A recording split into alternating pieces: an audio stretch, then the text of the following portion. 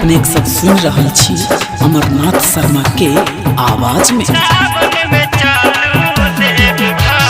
DJ Umesh Sukhipur बाजार recording by उजाला music Raghopur सकरी। भौजी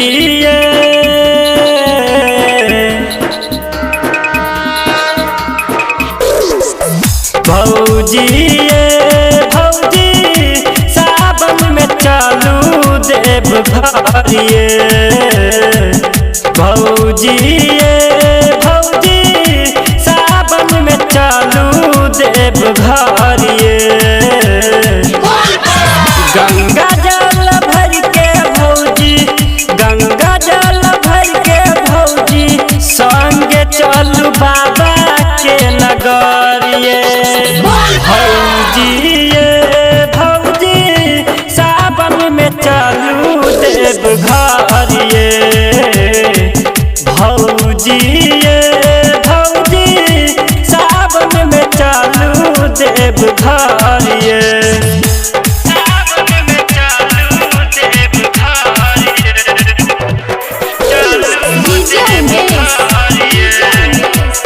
सुखीपुर बाजार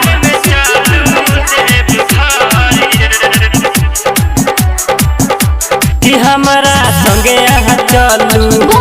बाबा के जल चढ़ाबू भोला जी के नारा लगा के जल्दी यहाँ देग बढ़ाबू कि हमरा संगे यहाँ चलू बाबा के जल चढ़ाबू भोला जी के नारा लगा के जल्दी यहाँ देग बढ़ाबू के नारा लगाबू बोले बम के नारा लगाबू कैठी जात कठिन डगरिए ये भौजी भौजी भौजी सावन में चालू देव घरिए भौजी भौजी सावन में चालू देव घरिए।